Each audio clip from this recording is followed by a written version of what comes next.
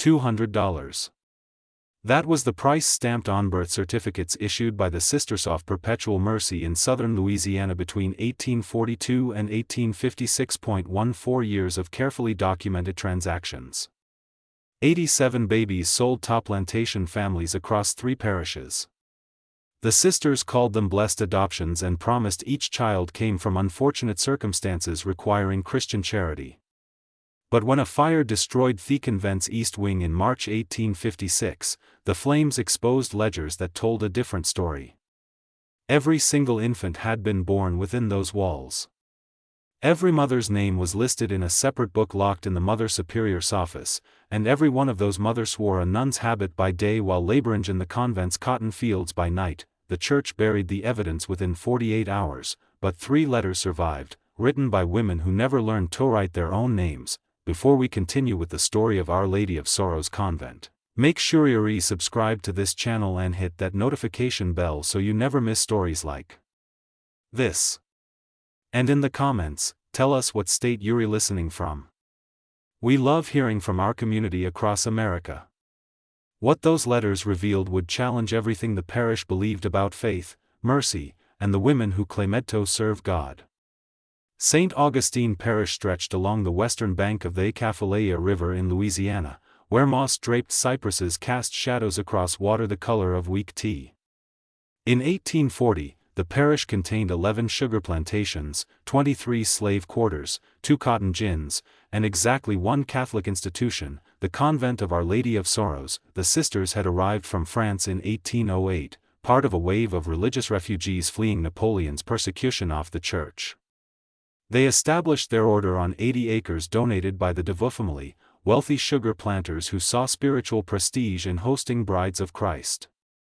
The convent sat 2 miles from the river, connected to the main road by an oyster shell path that turned to mud during Louisiana's brutal summer rains. Its main building rose 3 stories, constructed of handmade brick with iron balconies imported from New Orleans. Behind it stood the chapel, a modest structure with stained glass windows depicting the 7 Sorrows of Mary. Farther back, barely visible from the road, stretched the work buildings, a laundry house, a kitchen garden, a small infirmary, and what locals called the penitent house, where the sisters supposedly housed women seeking refuge from sin. By 1842, the convent housed 23 women who wore the black habits of the order. Mother Superior Celeste Beaumont, 61 years old, had led the community for 18 years. She kept meticulous records of everything. The cost of candles, the weight of vegetables harvested, the number of prayers said daily. Locals respected her severe devotion. She rarely smiled, never raised her voice, and attended to parish business with the precision of a military commander. The other nuns remained largely invisible to the outside world, appearing in town only for special masses or when delivering charity to the poor. The parish knew the sisters supported themselves through various enterprises. They operated a small school for the daughters of wealthy families, teaching French, needlework, and religious instruction. They sold vegetables and preserves. They took in laundry from plantation families.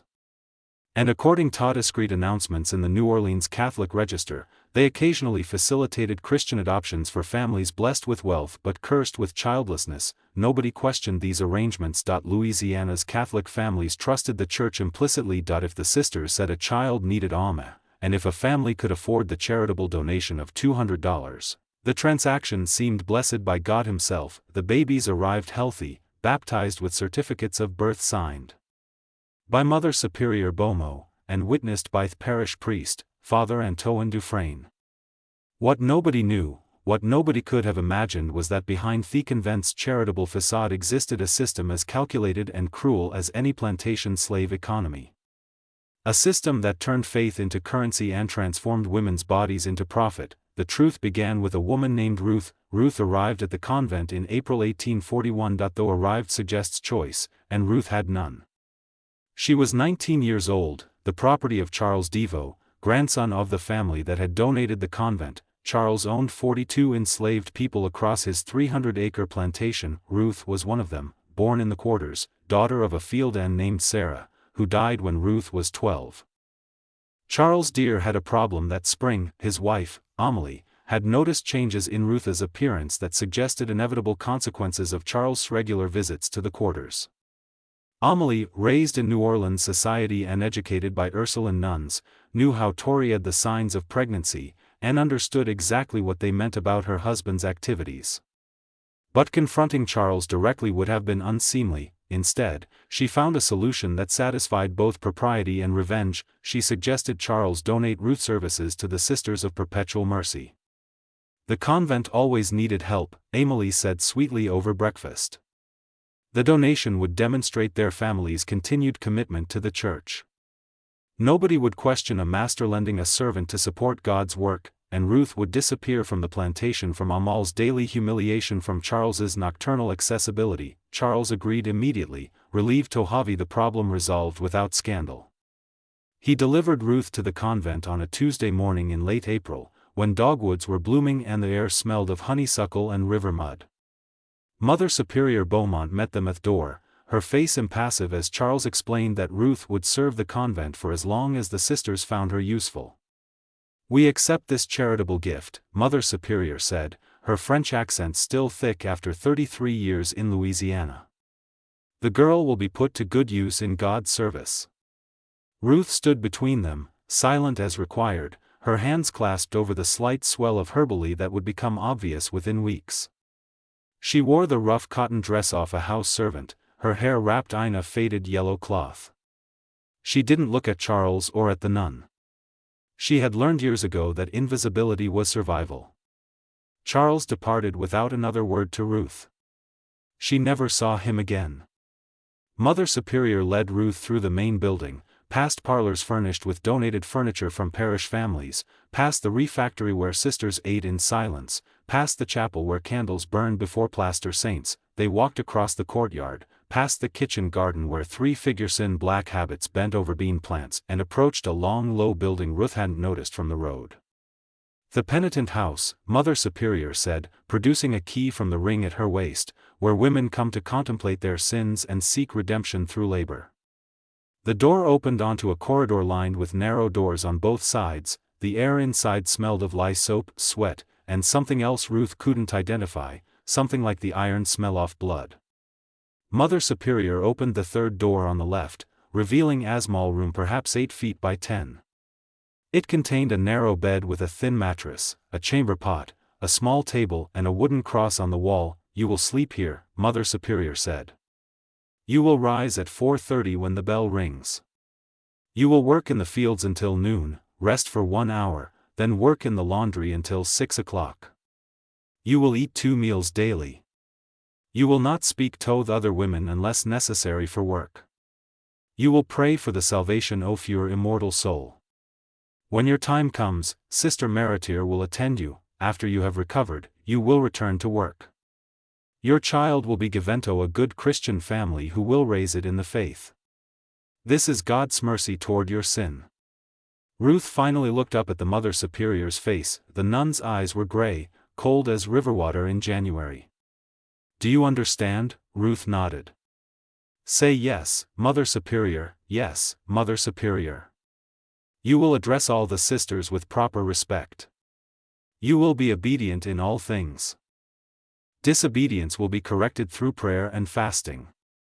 Severe disobedience will be corrected through other means. Do you understand?" "Yes, Mother Superior." "Good. Sister Josephine will bring you work clothes. Remove that dress. It's unsuitable for field labor." Mother Superior departed, locking the door behind her. Ruth stood alone in the tiny room, listening to footsteps fade down the corridor. She placed one hand on her belly, feeling the small life that had sealed her fate, and wondered what kind of mercy brought her to this place. She would learn the answer over the next 5 months.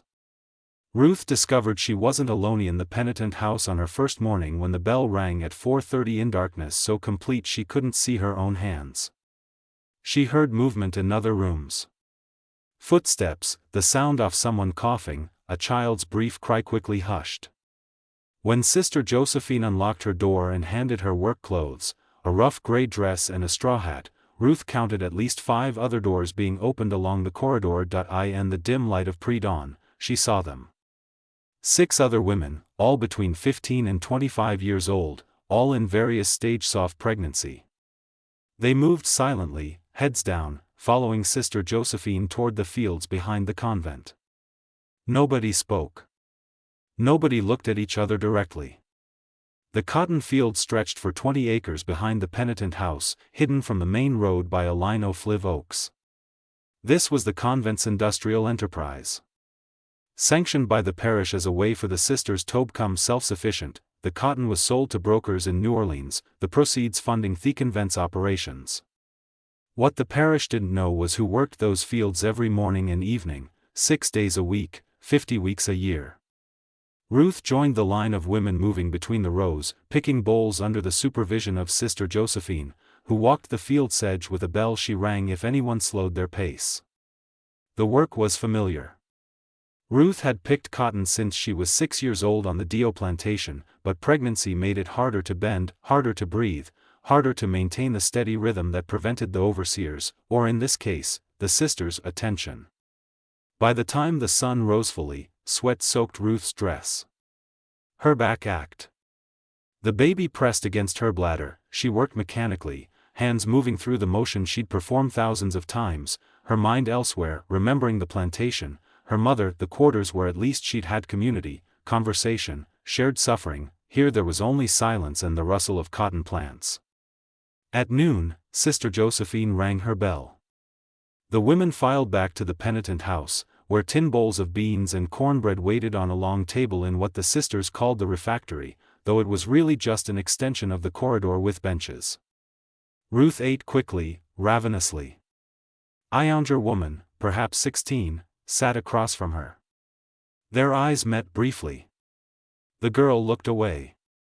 After the meal, the women moved to the laundry house, a separate building with enormous copper vats for boiling water and long tables for scrubbing. Here they washed linens for the sisters, tablecloths for their factory, altar clothes for the chapel, and most profitably laundry from plantation families who paid well for the convent services. The steam from the boiling water turned the air thick and suffocating. Ruth's hands blistered within the first hour. The lye soap burning into cuts she hadn't noticed from the cotton bowls. By 6 o'clock, when Sister Josephine finally dismissed them, Ruth could barely walk back to her room. She collapsed on the narrow bed, too exhausted to care about hunger or fear or the future. She slept immediately, dreamlessly, until the bell rang again at 4:30. This became her existence. Days blurred together, marked only by the increasing difficulty of work as her pregnancy advanced. She learned the other women's names through whispers in the laundry house, the only place Sister Josephine's vigilance occasionally lapsed. The youngest was Lydia, 15, who cried quietly every night. There was Hannah, 23, pregnant with her 3rd child for the convent. There was Esther, Clara, Denina, and Naomi. All were enslaved women sent to the convent by masters who wanted to hide evidence of their actions or by mistresses who wanted them removed from their husbands' access. And there were others, Ruth discovered, women who had already delivered their babies and returned to work. Some had been at the convent for 5 years or more. Hannah told her in a hurried whisper while they scrubbed sheets that she'd birthed 3 children in the penitent house. Each had been taken within days of birth. She never knew where they went, never saw them again. The sisters called it God's mercy, providing Christian homes for children who would otherwise be born into sin. They paid $200, Hannah whispered, glancing toward Sister Josephine's retreating back. I heard Mother Superior tell Father Defrain, $200 for each baby to families who want children but can't have them. The money supports the convent's work. Ruth absorbed this information in silence, $200. On the Deo plantation, a Strongfield hand sold for $800. A skilled carpenter or blacksmith might bring $200. A baby apparently was worth $200. Not in sale, of course. That would be slavery, which the church officially opposed.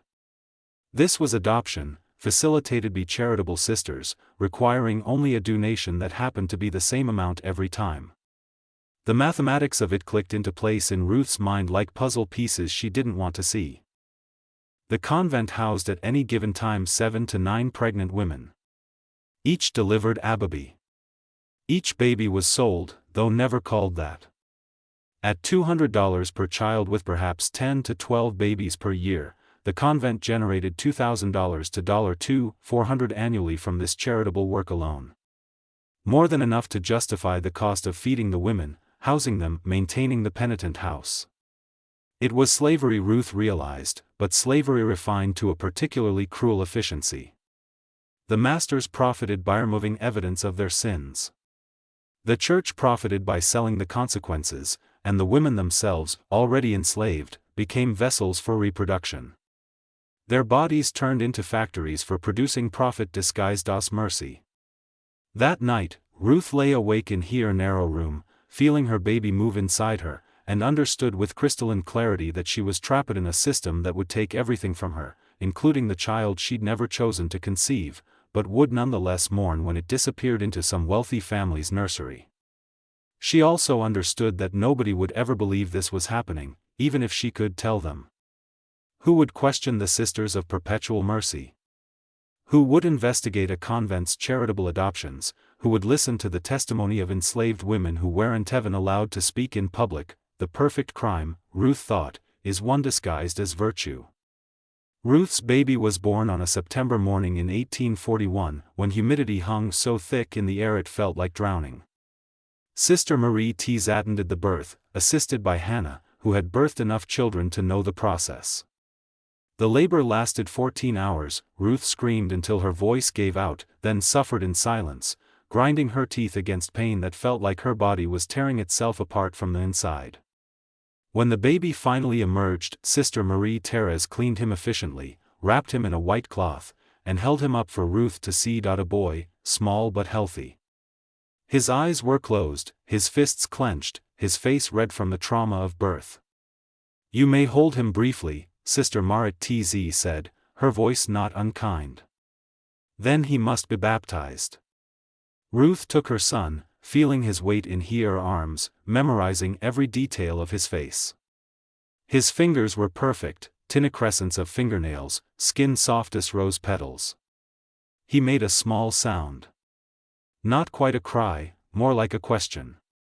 Ruth pressed her lips to his forehead, breathing in his smell, new and clean and already heartbreaking. 10 minutes, maybe 15. That's how long she held him. Then, Sister Marie Therese took him away, and Ruth was alone in the birthing room, bleeding onto sheets that would be burned rather than laundered, her arms empty, her body hollow. She wasn't allowed to attend the baptism. Sister Marie Therese told her later that Father Defrain had performed the sacrament in the chapel with Mother Superior as witness. The baby had been named Thomas, a good Christian name. He would be leaving for his new family within the week once Ruth's milk dried up and he could be fed properly. Ruth spent the next 3 days in bed recovering. Hannah brought her meals and changed her bandages. On the 4th day, Sister Josephine appeared at her door. "You will return to work tomorrow," the sister said. "The harvest doesn't wait for personal weakness." Ruth returned to the fields on legs that shook, her body aching in places she didn't know could hurt. She worked through pain, through grief, through a numbness that felt like being underwater. She never saw Thomas again. She didn't know which family took him. She didn't know if they were kind or cruel, if they would tell him he was adopted, if he would grow up wondering about the woman who gave him life. The not knowing was its own kind of torture. Over the next 3 months, 2 other women in the penitentiary gave birth. Lydia delivered a girl who cried constantly for the brief days before she disappeared. Clara delivered twins, a boy and a girl, who were sold as a pair for $3.50. Ruth knew this because she overheard Mother Superior discussing the transaction with Father Dufresne in the courtyard, their voices carrying through the open window of the laundry house. The Robichaud family was particularly pleased to receive 2 children at once. Mother Superior said they increased their donation by 50%. "Most generous. God's blessings multiply."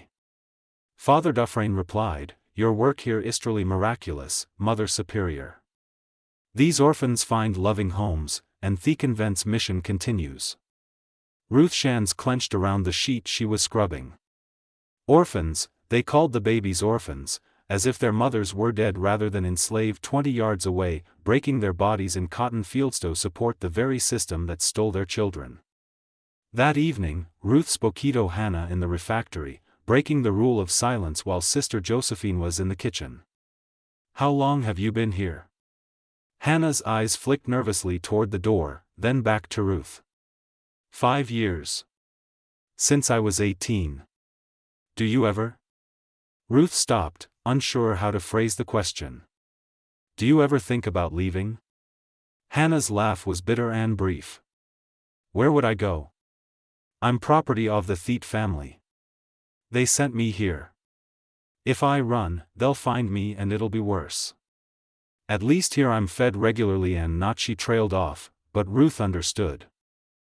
Not available to the master every night, but the children, Ruth pressed. Don't you want to know where they are? Of course I want to know, Hannah's voice cracked. I want to know if they're being treated well, if they're learning Toriad, if anyone tells them about me. But wanting doesn't change anything. This issue it is.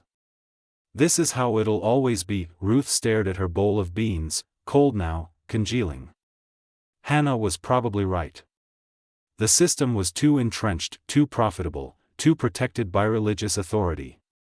But something in Ruth's mind refused to accept it. There had to be a way to expose this, to make someone listen, to stop the sisters from continuing this practice. The problem was that Ruth couldn't read or write. None of the women in the penitent house could. That was strategic. Ruth realized. Illiterate women couldn't document what was happening. They couldn't write letters or keep records. Their testimony, if anyone ever asked for it, would be dismissed as unreliable. The words often enslaved women who might lie for their own benefit. But there was someone who could write. Someone who already had suspicions. Someone who might, if approached correctly, have the courage to act. Marguerite. Marguerite Bellamy was 17 years old, daughter of Dr. Jean-Baptiste Bellamy, who served as physician to several prominent families in St. Augustine Parish. She attended the convent school where the sisters taught her French literature, religious history, and needlework. Unlike many wealthy girls, Marguerite had a sharp mind and an unfortunate habit of asking questions that made adults uncomfortable. She first noticed something wrong in January 1842 when she arrived early for her lesson and saw Sister Marie there's hurrying across the courtyard carrying a bundle wrapped in white cloth. The sister looked furtive, glancing around as if checking for witnesses. When she saw Marguerite, she stopped abruptly. You're early, Miss Bellamy. I apologize, sister. My father had an early call and dropped me off before 8. Sister Meritz clutched the bundle tighter. Marguerite heard a small sound from within the cloth. A cry quickly muffled. Is that a baby? Marguerite asked. One of our charitable cases, Sister Merit said quickly. We facilitate adoptions for unfortunate children. This one is going to a family in New Orleans today. The Lord provides Christian homes for all his children. Where did the baby come from? Sister Marit Teresa's expression hardened. That is not appropriate for young lady to discuss. The child's mother was a fallen woman who sought the church's mercy. Now she has it, and the child will have a better life. Go to the music room, Miss Bellamy. Sister Ains will meet you there shortly. Marguerite went, but the encounter bothered her. Over the next months, she began paying attention to details she'd previously ignored. The women she occasionally glimpsed in the distance, working in the fields behind the convent, the closed door of the penitent house, which the sisters always deflected questions about. The frequency of charitable adoptions mentioned in parish announcements, sometimes 2 or 3 per month.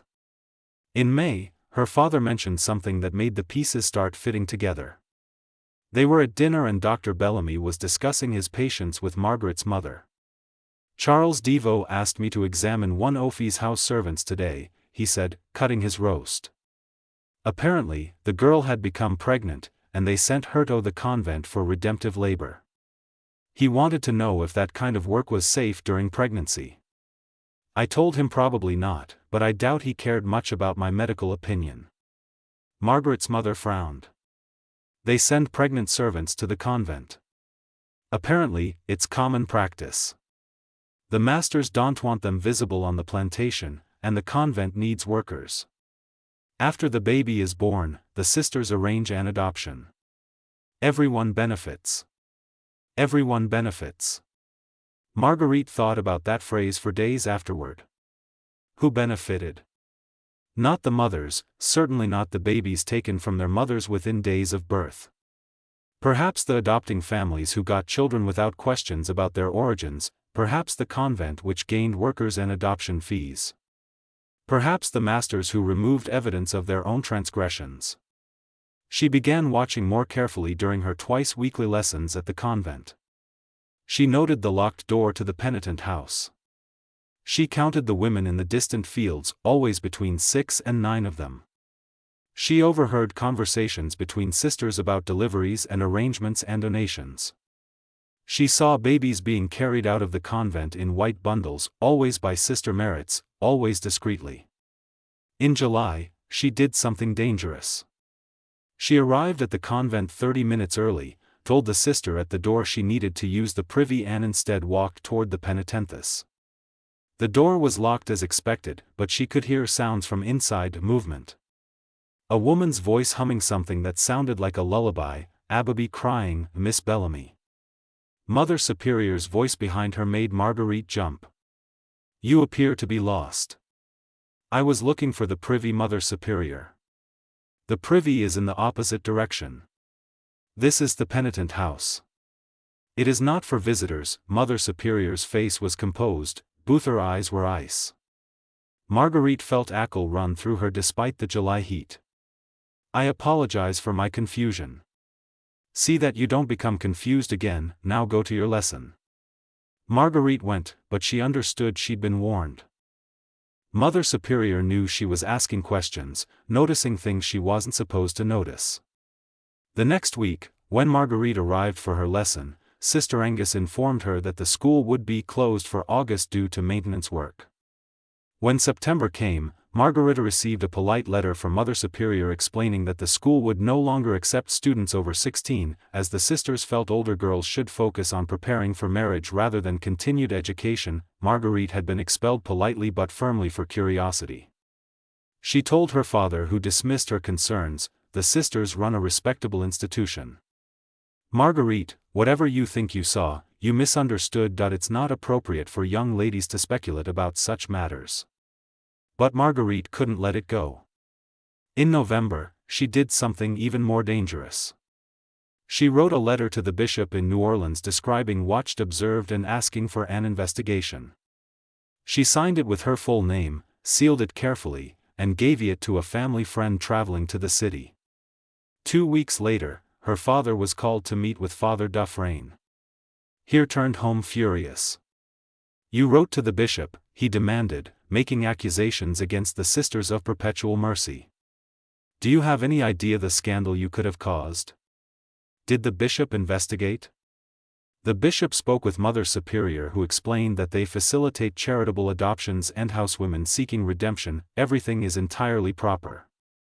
Father Dufresne was deeply offended that you would question the sister's integrity. I've assured him it won't happen again, but Papa, if you would just look enough. Her father's face was red.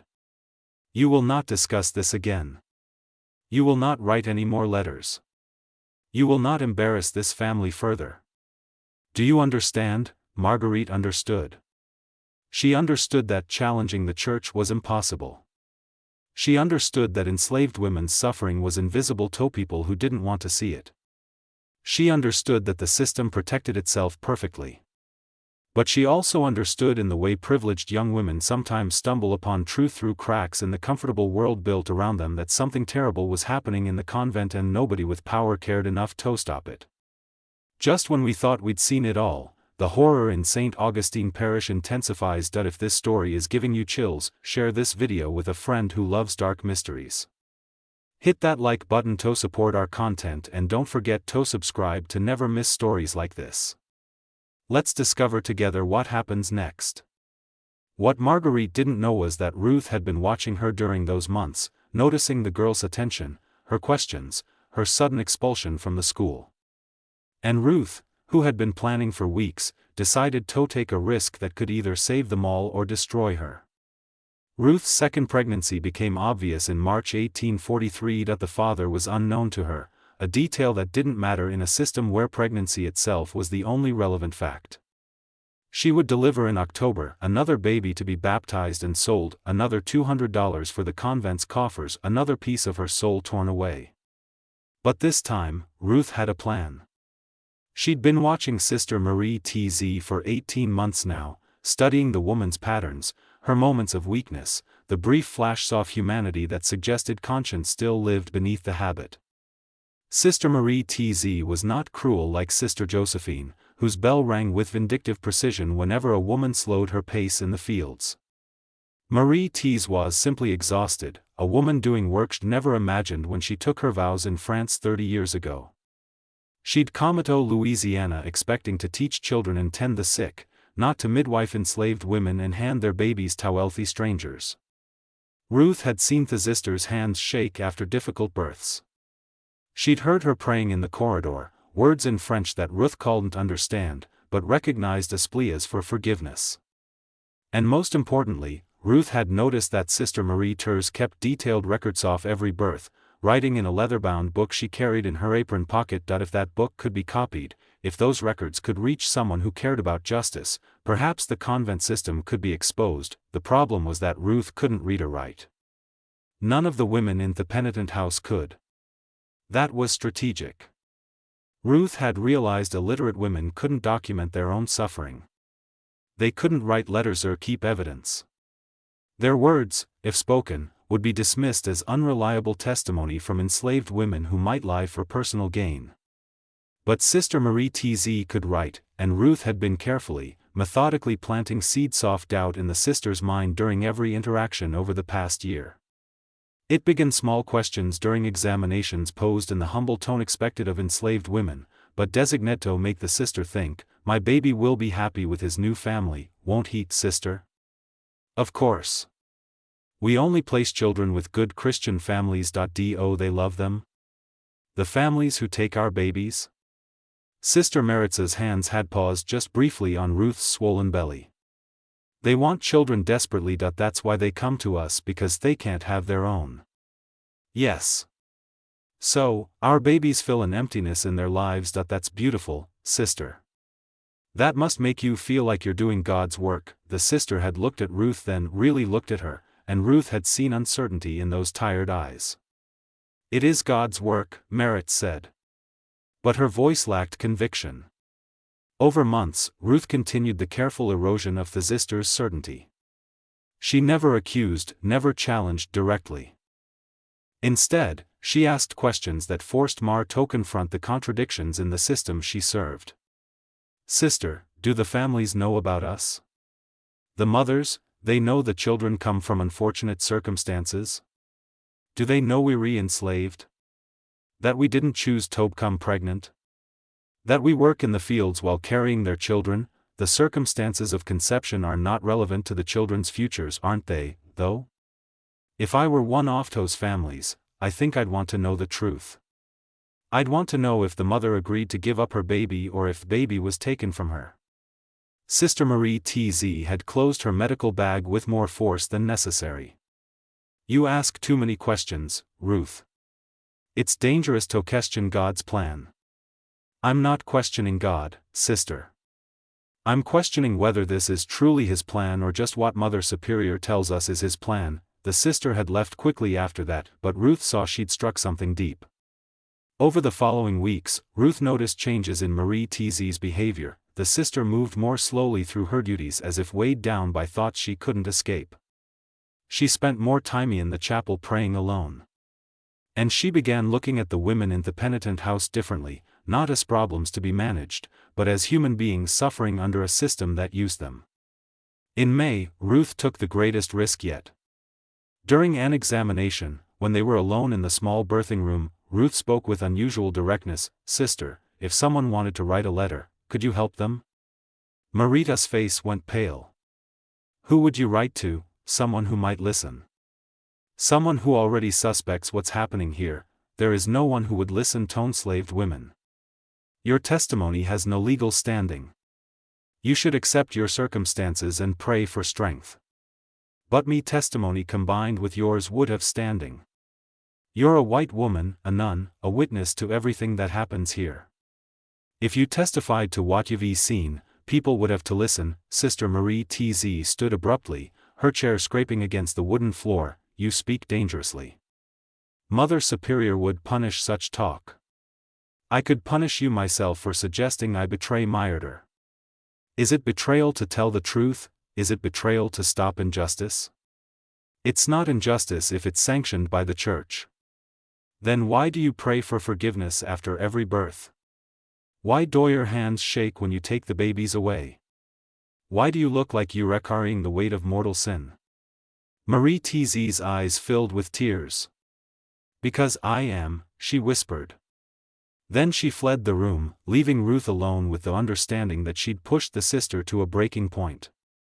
For 2 weeks, Sister Marie Tz avoided Ruth entirely, sending Sister Josephine to conduct examinations.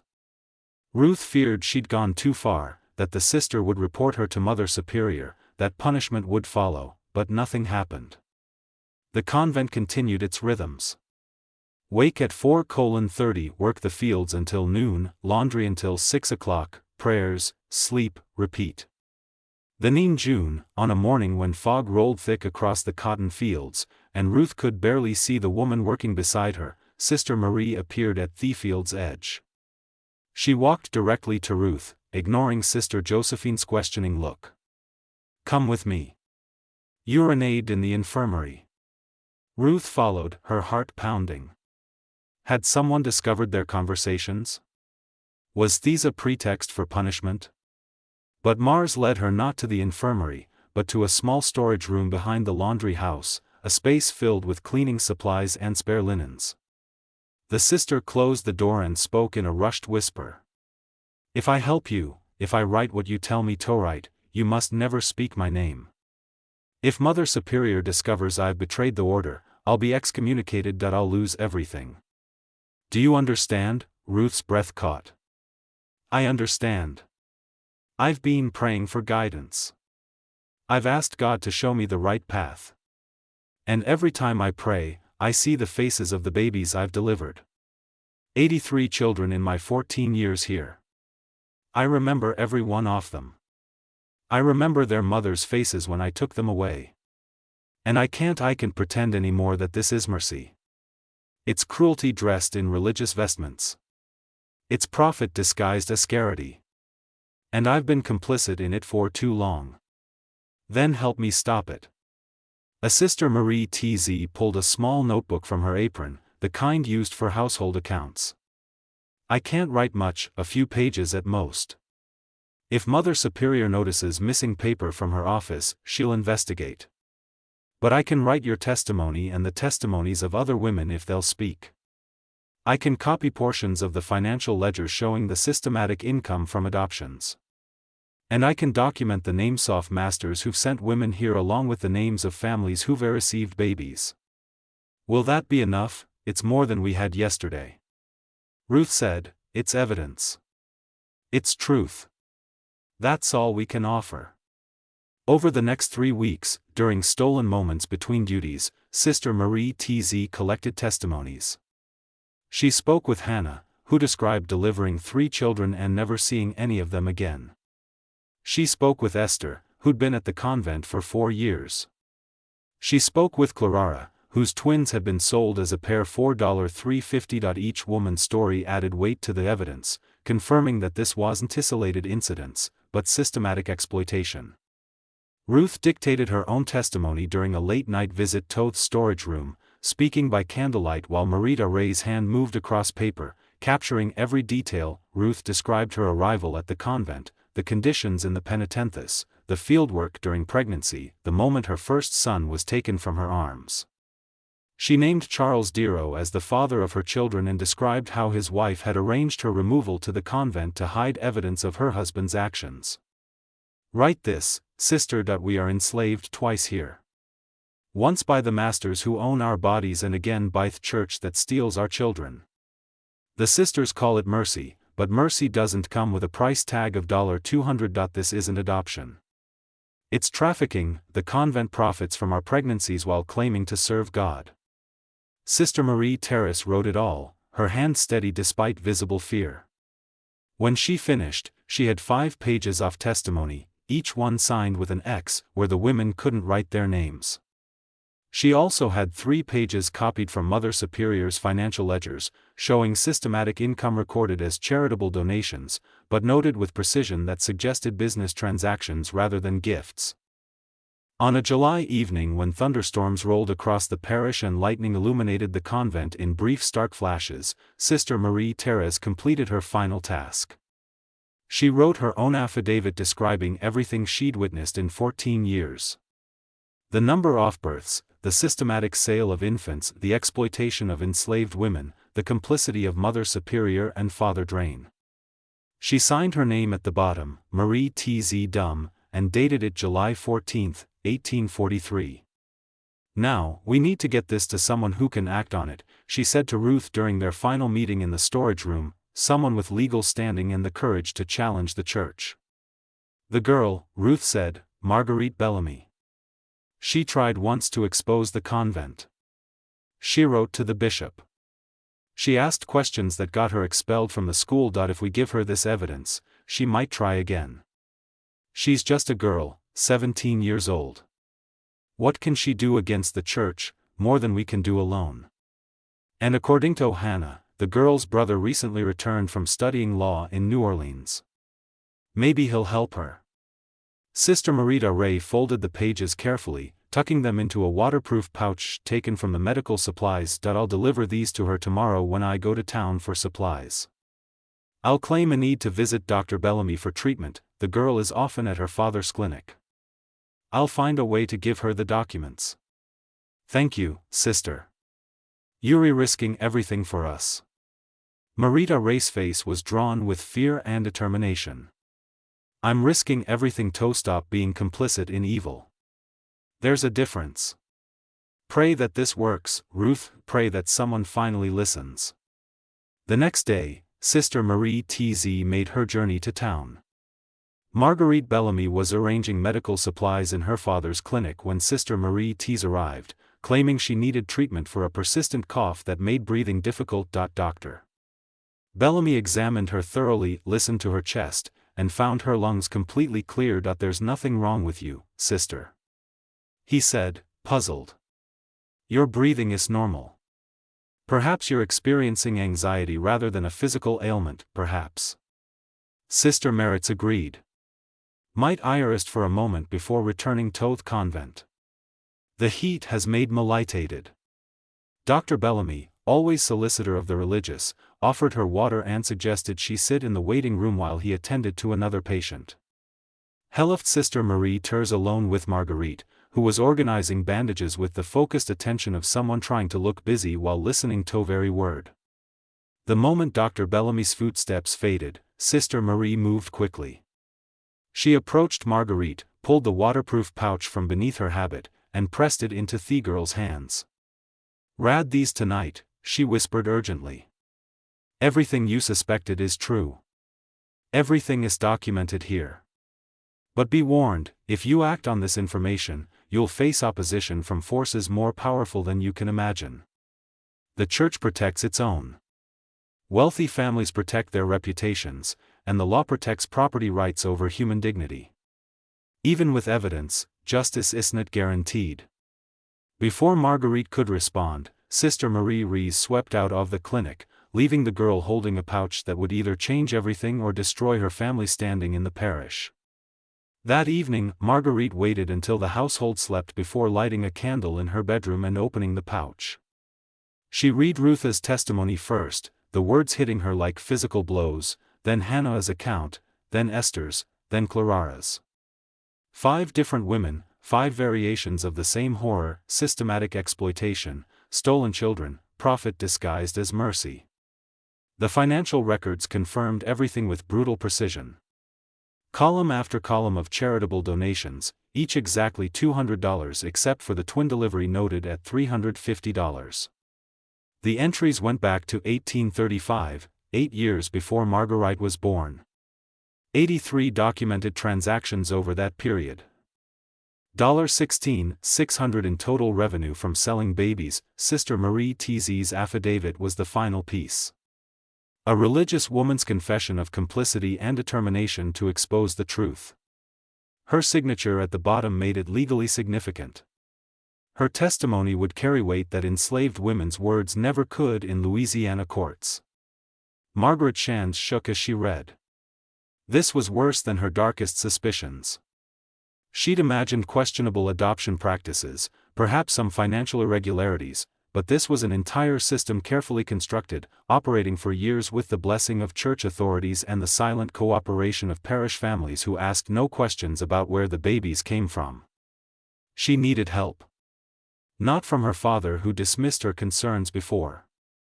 Not from Father Dufresne, who was clearly complicit. Send someone who understood law, who had connections outside the parish, who might have the courage to challenge institutions that others considered untouchable. She went to her brother's room and knocked softly. Deschamps, 24 years old and recently admitted to the Louisiana bar, opened the door, looking annoyed at being woken at midnight. His annoyance vanished when he saw his sister's face. "Read this," Marguerite said, handing him the documents. "Read all of it, then tell me what we can do." Etienne took the papers to his desk, lit 2 more candles, and began reading. Margaret watched his expression change from skepticism to shock to cold fury. When he finished, hesitated in silence for several minutes, processing the implications. "If this is accurate," he said finally, "the church is operating a human trafficking scheme disguised as charitable adoption, but proving it in court will be extremely difficult." Why? The evidence is right there. The evidence shows that enslaved women were housed at the convent, gave birth, and their children were adopted. The church will argue this is legal and moral. They're providing homes for children who would otherwise grow up enslaved. The adopting families will claim they pay donations, not purchase prices. And the women themselves, being enslaved, have limited legal standing to testify against their masters or the church. So there's nothing we can do. Margaret's voice rose with frustration. "I didn't say that." Etienne picked up Sister Marit's affidavit. "This changes everything. She's a white woman, a nun with 14 years of first-hand observation. Her testimony can't be dismissed as easily as enslaved women's words. If we can combine her affidavit with these financial records, we might be able to force an investigation, but who would investigate? Father Dufresne is complicit. The bishop already dismissed my concerns that we need someone outside the local church hierarchy, someone with legal standing to challenge the diocese, and I think you know who might help us." Etienne stood, pacing his room with growing energy. "There's a lawyer in New Orleans named Jacques Adouer. He's from the same family that donated the convent's land, but's what they call the black sheep. He's published articles arguing that Catholic teaching is incompatible with slavery. He's made enemies in the church hierarchy and among plantation owners, but he has significant connections in the city and a reputation for taking cases others won't touch. Will he believe us? With this evidence, he'll have to take it seriously. But we need more than what we have here. We need the actual ledgers from Mother Superior's office, not just copied pages. We need correspondence between the convent and adopting families showing negotiation offices. We need documentation of which masters sent which women to the convent. The more evidence we have, the harder it will be for the church to dismiss these as isolated incidents or misunderstandings. How do we get more evidence without alerting Mother Superior?" Etienne thought carefully, his legal mind working through possibilities. "Sister Marie Tz has access to the Mother Superior's office. If she's willing to take one more risk, she could photograph." He stopped, remembering the technology didn't exist yet in practical form. She could make more copies, detailed copies of complete ledger pages, multiple letters showing the pattern of transactions. It would take time and enormous risk, but it's our best option. Over the next week, Marguerite made contact with Sister Marie Tz through carefully coded notes delivered via her father's medical supply orders to the convent. The messages were hidden inside packages of bandages written on thin paper that could be easily destroyed. Marguerite wrote, "We have a lawyer who will help, need complete financial records, correspondence with family's master list. Can you access?" Sister Marie Teresa's response came 3 days later. "We'll try. Mother Superior keeps everything locked. May take weeks. Pray for me." For the next month, Sister Marie TZ lived in constant terror of discovery. She copied documents late at night when other sisters were sleeping and Mother Superior was in her quarters. She worked by minimal candlelight, her hand cramping from the effort of transcribing page after page of ledgers that documented the convent's profitable enterprise. She took only 2 or 3 pages per night, carefully returning everything to its exact position so her Mother Superior wouldn't notice the intrusion. The financial ledgers revealed even more than the initial copies had shown. Not only were there systematic entries for baby adoptions, but there were also detailed notes about each child, physical descriptions, temperament, any distinguishing features. The babies were being catalogued like merchandise. Some entries even noted which families had expressed interest in specific characteristics. Robichaud family prefers light-skinned infants. Theo family requested girl, any coloring acceptable. The correspondence was equally damning. Letters from prospective adoptive families negotiated terms like business contracts. "We are prepared to offer a donation of $200 for a healthy male infant. We require baptismal certificate and assurance of good Christian lineage." Another letter specified, "We understand the children come from unfortunate circumstances. Wet rust the convent's discretion in not revealing details that might distress our family." Sister Marie TZ also found the master list, a complete record of every enslaved woman who'd been housed in the penitent house since 1835.42 women total. Some had delivered multiple children. Some had died at the convent, their deaths recorded with clinical detachment, died in childbirth infection, died fever 3 weeks postpartum. These deaths were never reported to civil authorities, never investigated, simply noted and forgotten. By late August, Sister Meritz had compiled a devastating collection of evidence. She'd copied 70 pages of financial ledgers, 12 letters between the convent and adopting families, the complete master list with dates of arrival and departure for each woman, and her own detailed account of births she'd personally attended. She documented everything that could prove systematic operation rather than isolated charitable acts. She delivered the final package to Marguerite on August 22 using the excuse of purchasing medical supplies from Dr. Bellamy's clinic. Her hands shook as she handed over the thick bundle wrapped in oilcloth. "This is everything," she whispered to Marguerite in the brief moment they were alone.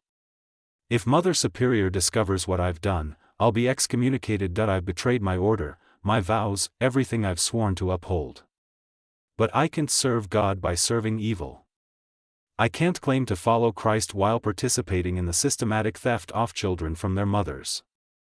Whatever happens now, at least I've told the truth." "You've done more than that," Marguerite said, gripping the sister's hands. "You've given us the weapons to fight back.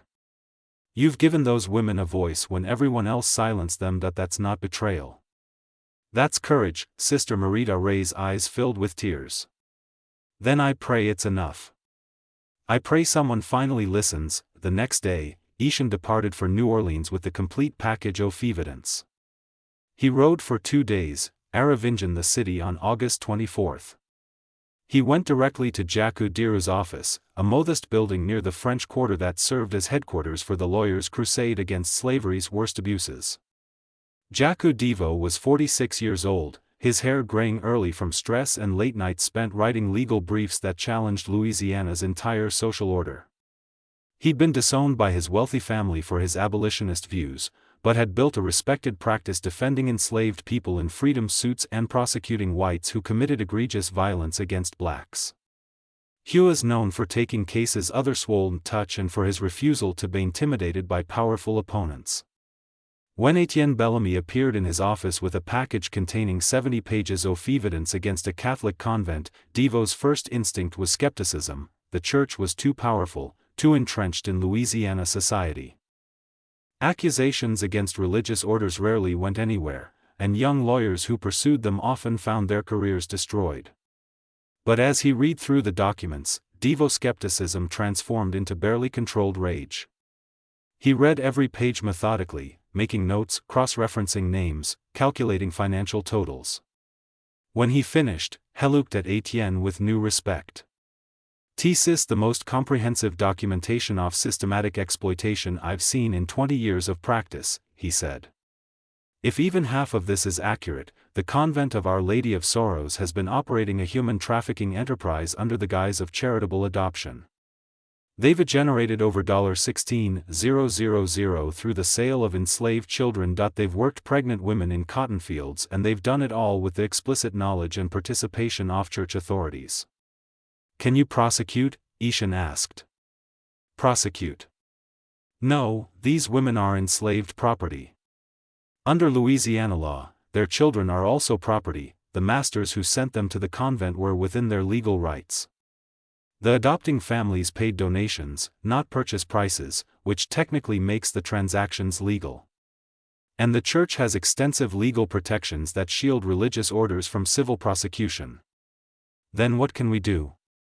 Deveau leaned back in his chair, his mind already working through strategies. "We can force an investigation that exposes the truth. We can file formal complaints with the church's Louisiana diocese and with civil authorities.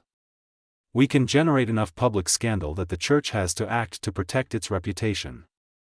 We won't get criminal charges, but we might be able to shut down the convent's operation and prevent future exploitation. And sometimes when justice isn't possible through law, exposure is the next best option." Over the next week, Jacques Diro prepared the most comprehensive legal complaint of his career. He documented every transaction, every letter, every testimony. He prepared affidavit from Sister Marie Tizan from Marguerite Bellamy describing how they'd obtained the evidence. He wrote a detailed analysis of how the convent's operations violated both church law regarding the sanctity of motherhood and civil statutes against human trafficking. On September 1, 1843, he filed simultaneous complaints with the Bishop of New Orleans, the civil court system, and the Louisiana Territorial Governor's Office. He also strategically sent copies of key documents to 3 newspapers, the New Orleans Daily Picayune, the Baton Rouge Gazette, and the Louisiana Courier. If the church tried to bury the investigation, the press would ensure the scandal remained public. The response was immediate and explosive. The bishop, horrified by the detailed evidence and terrified of public scandal, dispatched investigators to the convent within 48 hours. Civil authorities, pressured by Diro's connections and the shocking nature of the allegations, obtained a warrant to search the convent's premises and seize all financial records. Newspaper editors, sensing a story that would sell thousands of copies, sent reporters tossed Augustine Parish to interview anyone who knew anything about the convent's operations. On September 7, 1843, constables and church investigators arrived at the Convent of Our Lady of Sorrows with legal authority to search every building, interview every resident, and seize any documents related to the adoption operations. Mother Superior Beaumont, faced with overwhelming evidence and legal compulsion, had no choice but to comply.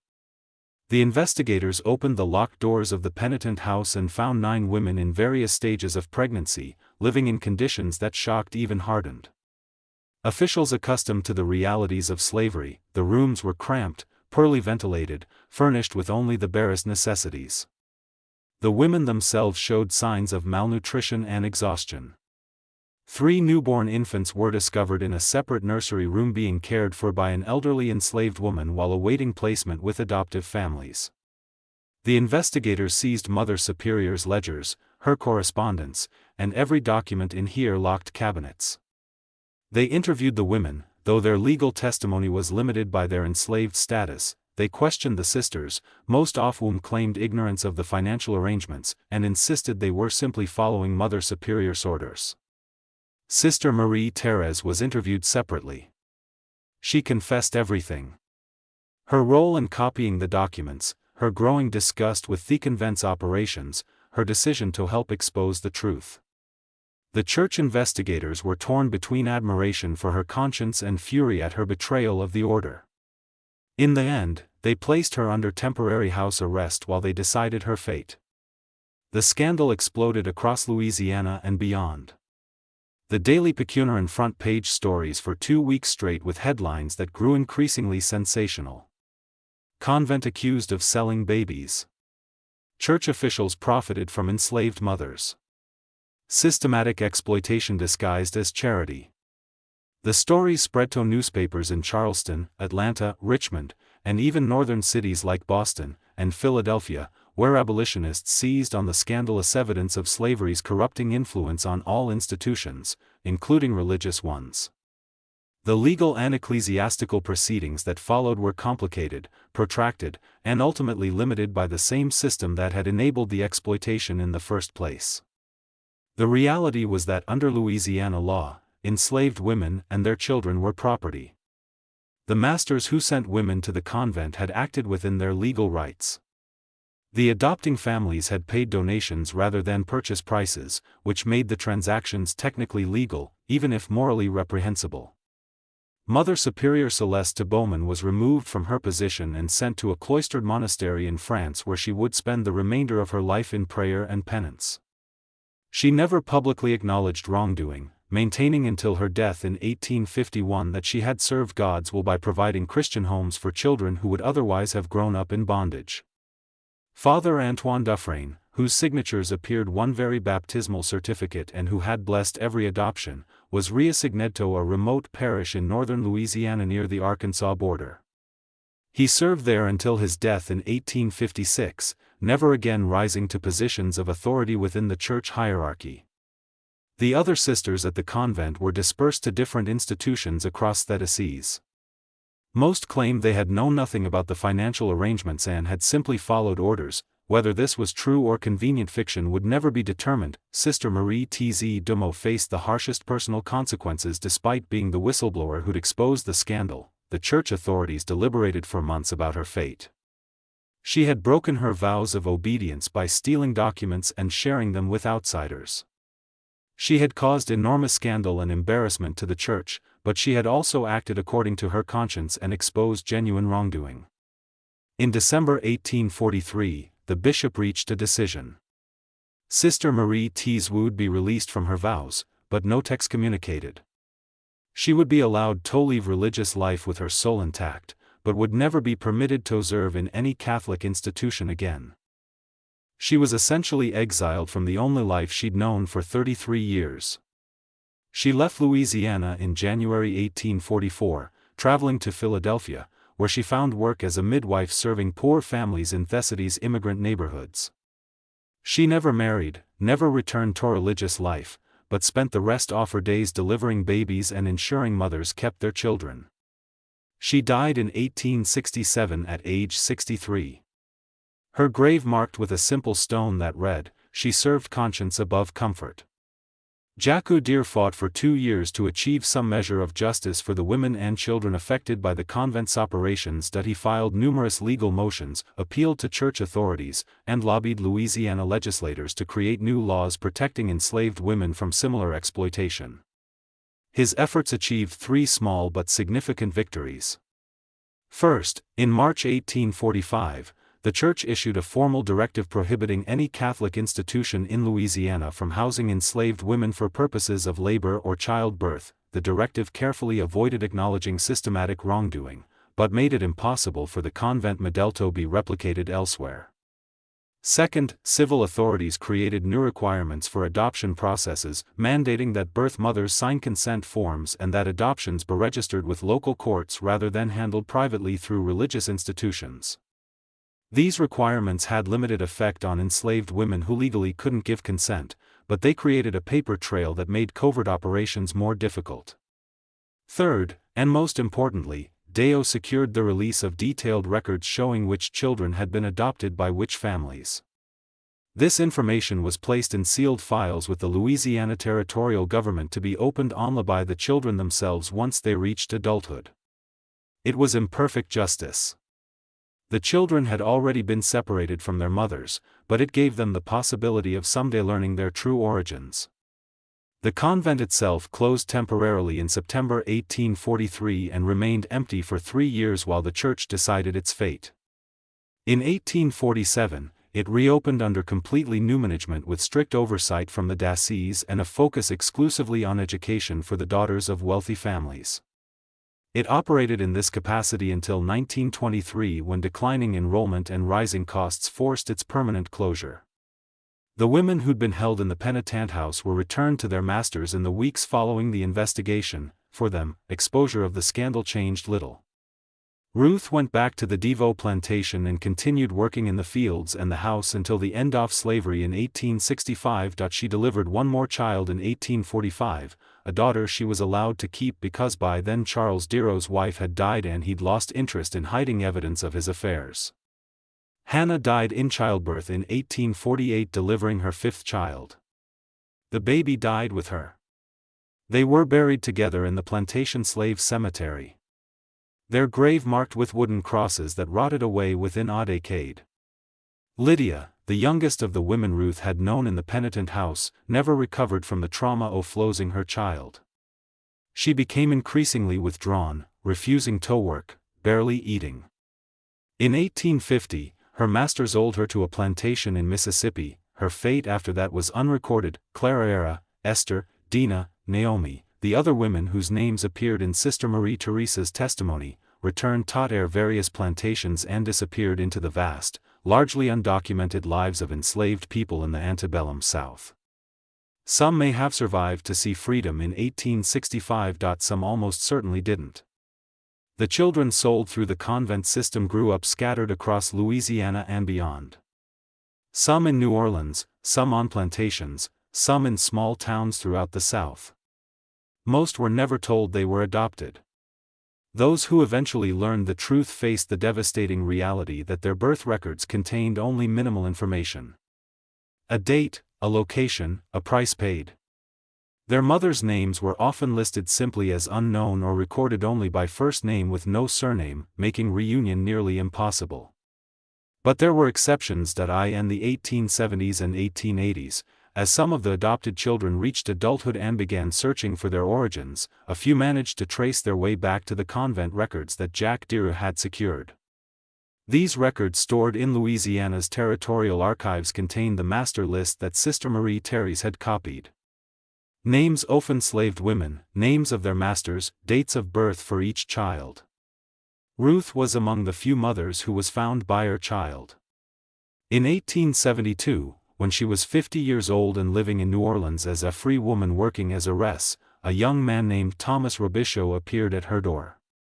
He was 30 years old, light-skinned, well-dressed, educated. He'd grown up in a wealthy New Orleans family who told him he was adopted, but provided no details about his origins until his adoptive father's death revealed papers from the convent of Our Lady of Sorrows.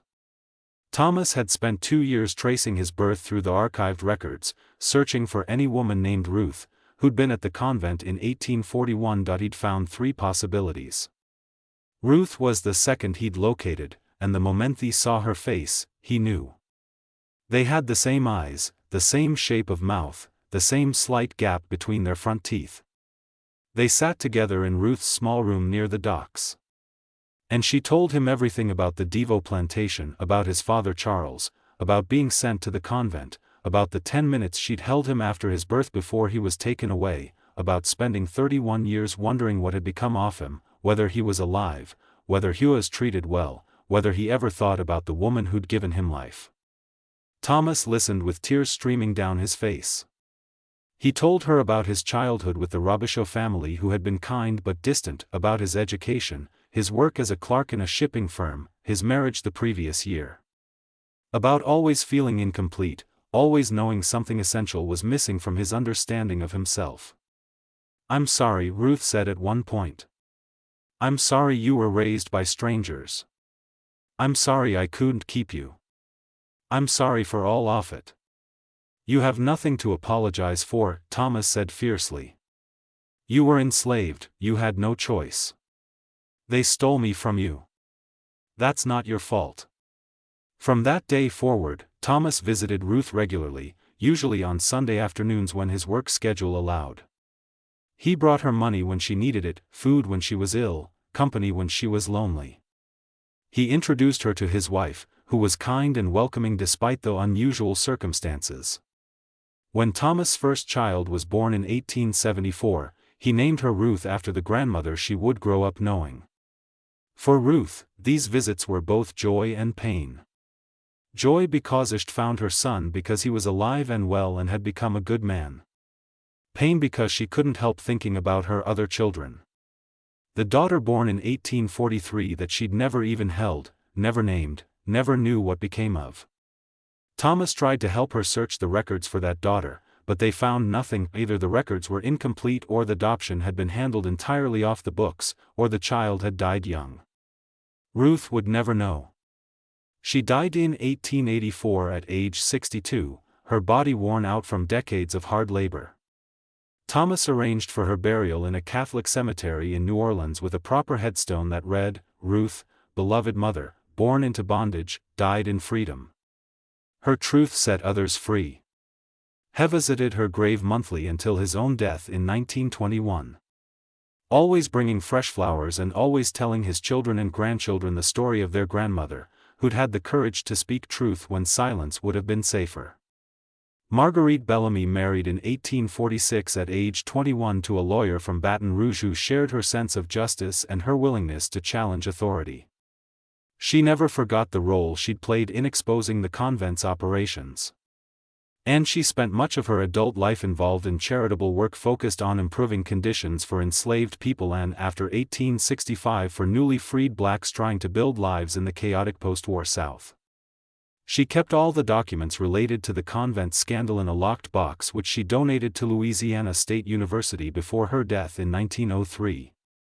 Specifying that they should be made available to researchers interested in the true history of slavery and the Church's complicated role in that system. Etienne Bellamy built a successful legal career, eventually becoming a judge in Louisiana's territorial court system. He continued working with Jacques Deveau on cases related to enslaved people's rights until Deveau's death in 1859. After the Civil War, Etienne was instrumental in helping establish legal protections for freed people and in prosecuting cases of violence and exploitation during Reconstruction. The Convent of Our Lady of Sorrows building stood for 80 years after the scandal, serving as a school, then standing empty for periods, then reopening under new management. In 1956, a fire of unknown origin destroyed the East Wing, including the former penitent house where Ruth and the other women had been held. Local newspapers reported the fire as a minor incident. Historic building damaged, no injuries, nobody investigated the cause. By then, everyone who remembered the scandal directly was dead, and the story had faded into footnotes in parish history, but the evidence survived. Sister Marie-Thérèse's affidavit, Ruth's testimony, the copied ledgers, the correspondence, all of it was preserved in archives at Louisiana State University and in the Church's own records in New Orleans. Researchers who knew where to look could find them, could piece together the story of how a religious institution transformed exploitation into profit and disguised cruelty as mercy. The final accounting of the convent's operations showed that between 1835 and 1843, 87 documented children were sold through the adoption system. At $200 each, that generated $17,400 in direct revenue. The additional income from cotton harvesting and laundry services performed by enslaved women probably added another $15,000 over that period. In total, the convent likely generated between $32,000 and $37,000 in profit from the systematic exploitation of enslaved women, equivalent to perhaps $1 million in later currency. But these financial calculations miss the true cost. 42 women passed through the penitent house during those 8 years. Some delivered 1 child, some delivered 4 or 5. Hannah delivered 5 children and never saw any of them again before dying in childbirth. Ruth delivered 3 children and found only one 3 decades later. The others vanished into the vast machinery of slavery and adoption. Their connections severed, their histories erased. The children themselves grew up not knowing they were part of a systematic operation that turned enslaved women's pregnancies into profit. They were raised as the legitimate children of wealthy families, given education and opportunities their birth mothers could never have provided. Some probably lived good lives, never knowing the circumstances of their origins. Some eventually learned they were adopted and spent years searching for answers that often didn't exist. And the masters who impregnated enslaved women and then sent them to the convento hide the evidence. They faced no consequences. Under Louisiana law, they'd done nothing illegal. Their actions were protected by a system that treated enslaved people as property without rights, without agency, without legal recourse against abuse. The scandal of the Convent of Our Lady of Sorrows revealed the fundamental truth that when human beings are treated as property, when institutions prioritize profit over dignity, when power structures protect themselves rather than the vulnerable, evil flourishes under the guise of virtue. The sisters believed, perhaps genuinely, that they were doing God's work by providing homes for children. But belief doesn't transform exploitation into mercy. Good intentions don't absolve moral responsibility. And religious authority doesn't sanctify systematic cruelty. The story asks uncomfortable questions that have no easy answers. How many other institutions operated similar systems that were never exposed? How many children were separated from their mothers under the guise of charity or adoption? How many women's voices were silenced because their legal status as property meant their testimony didn't matter? How many crimes were committed with religious blessing because those in power convinced themselves that profit and faith could coexist without contradiction? These questions remained relevant long after the convent closed, long after slavery ended, long after the specific circumstances of Ruth's story faded into history. They remained relevant because the fundamental dynamics, power protecting itself, institutions prioritizing reputation over justice, vulnerable people exploited by systems that claim to serve them, continued in different forms across different eras. Ruth's courage in speaking truth despite having no legal standing to do so. Sister Marie Thézé's choice to violate her vows in service of conscience. Margaret's determination to challenge authority despite social pressure to remain silent. These acts of resistance against systematic injustice represent something essential about human dignity. They demonstrate that even within systems designed to silence certain voices, those voices can still speak. Even when justice seems impossible, exposure remains possible. Even when the law protects cruelty, conscience can demand change.